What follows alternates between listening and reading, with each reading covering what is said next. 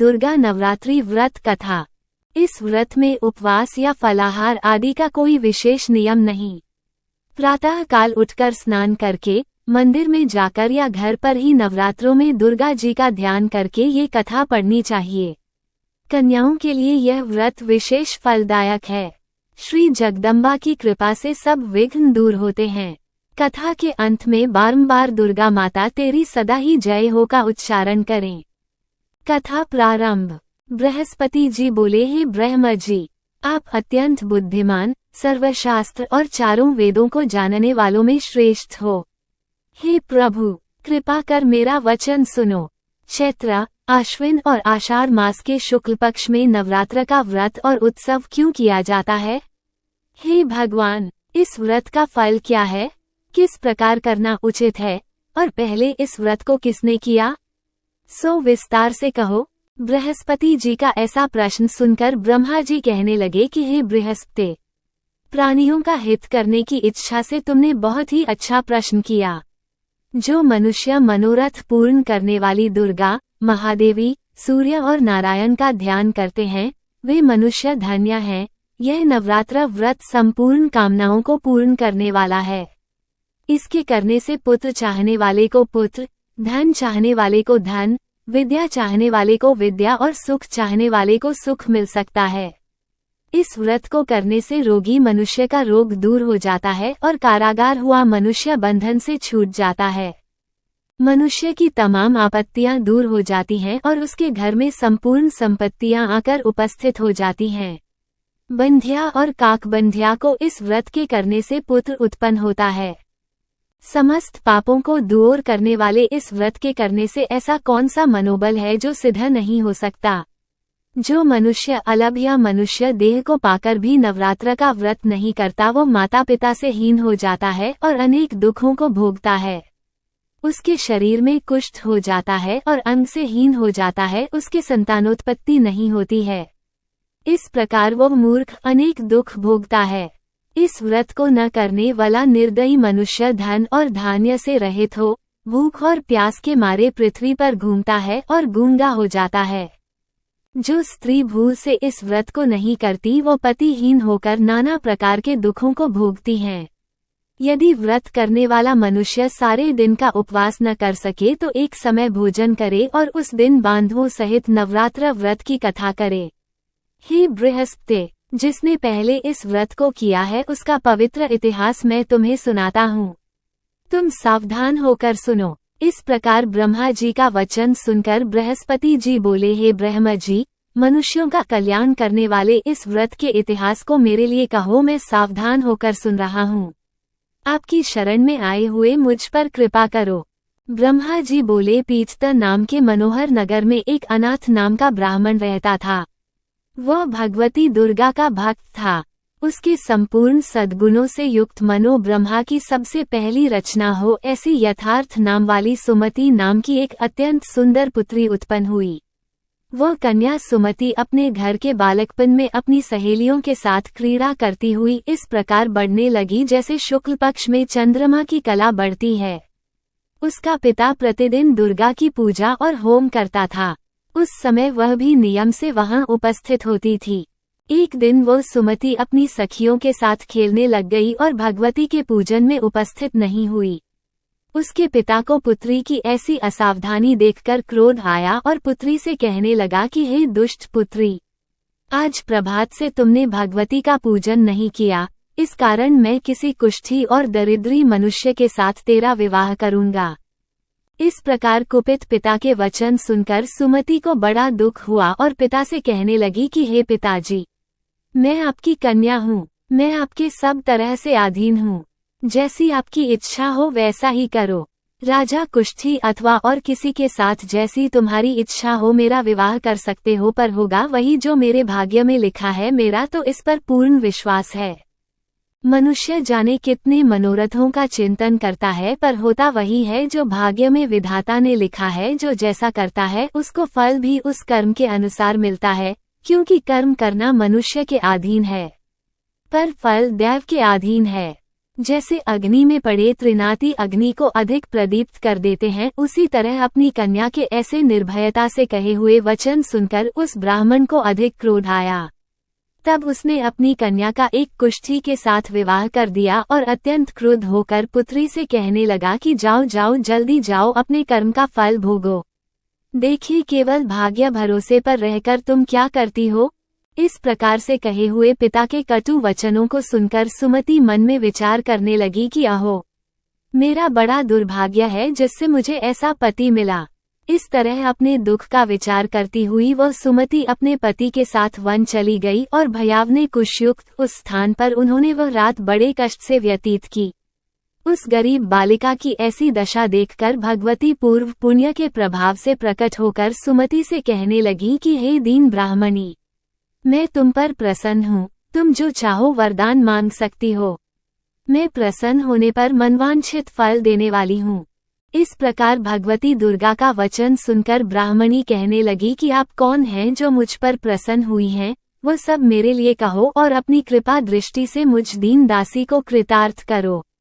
ऐसा ब्राह्मणी का वचन सुनकर देवी कहने लगी कि मैं आदिशक्ति हूँ और मैं ही ब्रह्मविद्या और सरस्वती हूँ। मैं प्रसन्न होने पर प्राणियों का दुख दूर कर उनको सुख प्रदान करती हूँ। हे ब्राह्मणी, मैं तुझ पर तेरे पूर्व जन्म के पुण्य के प्रभाव से प्रसन्न हूँ। तुम्हारे पूर्व जन्म का वृतांत सुनाती हूँ, सुनो। तुम पूर्व जन्म में निषाद भील की स्त्री थी और अति पतिव्रता थी। एक दिन तेरे पति निषाद ने चोरी की।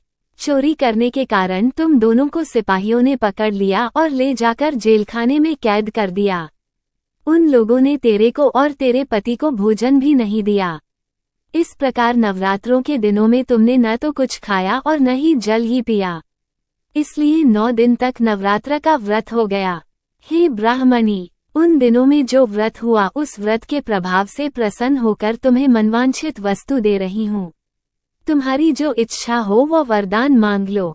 इस प्रकार दुर्गा के कहे हुए वचन सुनकर ब्राह्मणी बोली कि अगर आप मुझ पर प्रसन्न हैं तो हे दुर्गे, आपको प्रणाम करती हूँ। कृपा करके मेरे पति के कुष्ठ को दूर करो।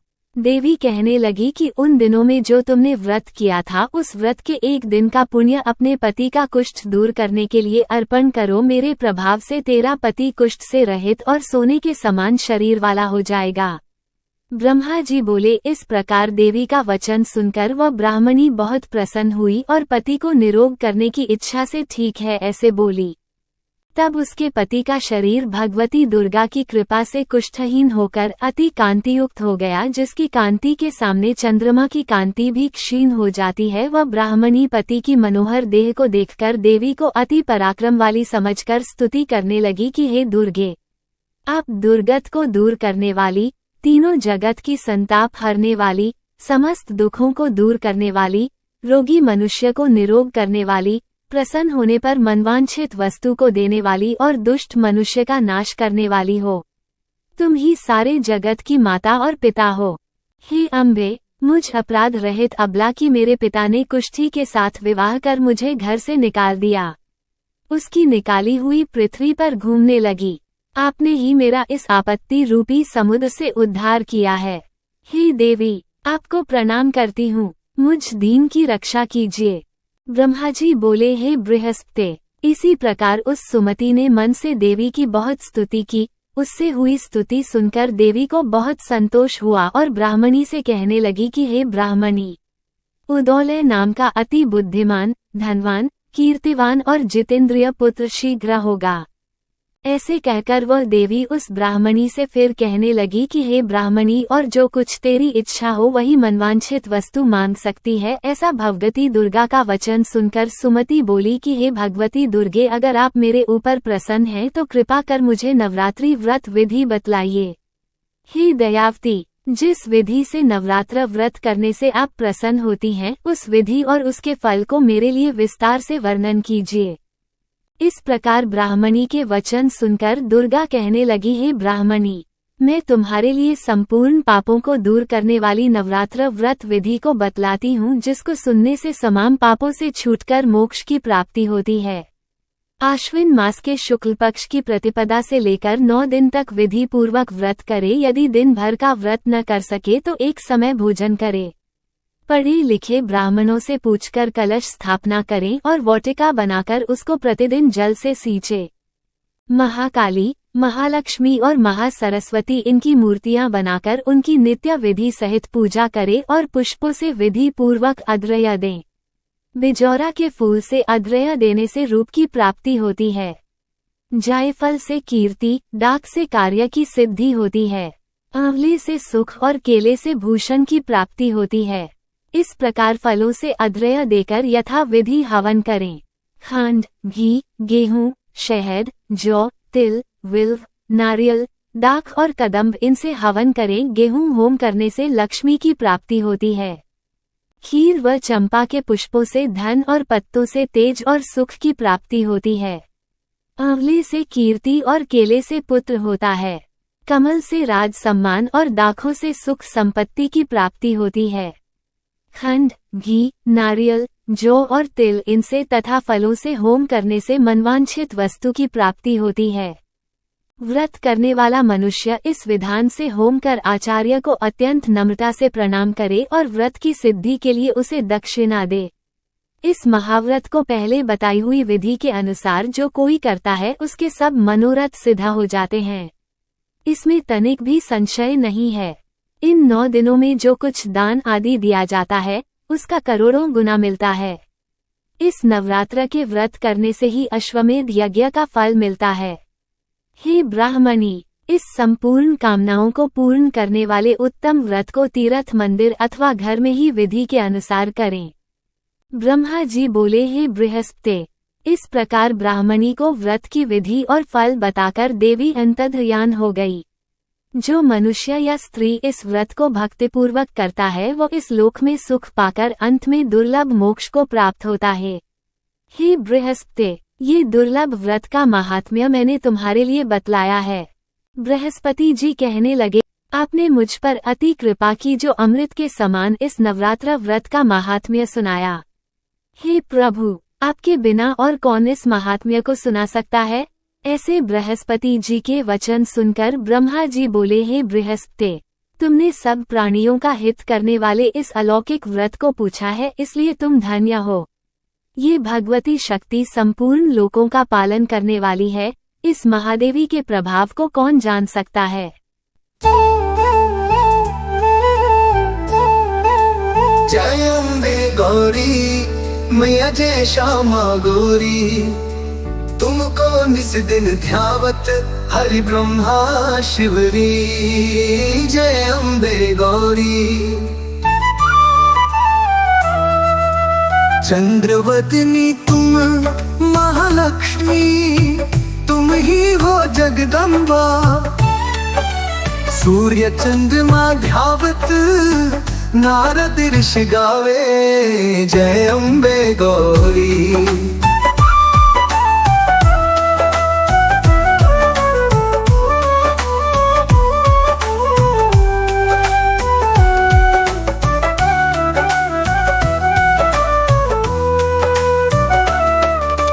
चंद्रवदनी तुम महालक्ष्मी, तुम ही हो जगदम्बा। सूर्य चंद्रमा ध्यावत नारद ऋषि गावे। जय अम्बे गौरी। दुर्गा रूप निरंजनी, सुख संपत्ति दाती। जो कोई तुमको ध्यावत संकट से छूटे। जय अम्बे गौरी।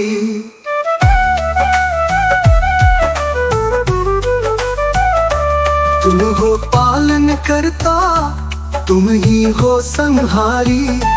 प्राणों की हो अधिकारी, त्रिभुवन की त्राता। जय अम्बे गौरी। तुम हो पालन करता, तुम ही हो संहारी। प्राणों की हो अधिकारी, त्रिभुवन की त्राता। जय अम्बे गौरी। तुम हो आदि जगदम्बा, तुम ही हो भवानी।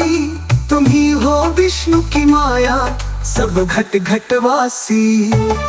जय अम्बे गौरी।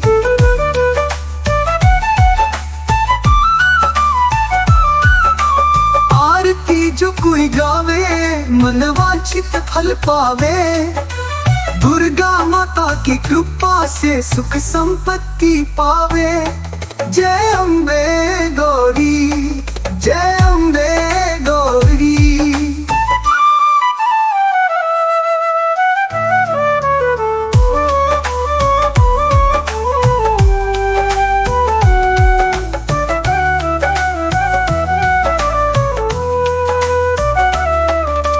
तुम हो पालन करता, तुम ही हो संहारी। प्राणों की हो अधिकारी, त्रिभुवन की त्राता। जय अम्बे गौरी। तुम हो पालन करता, तुम ही हो संहारी। प्राणों की हो अधिकारी, त्रिभुवन की त्राता। जय अम्बे गौरी।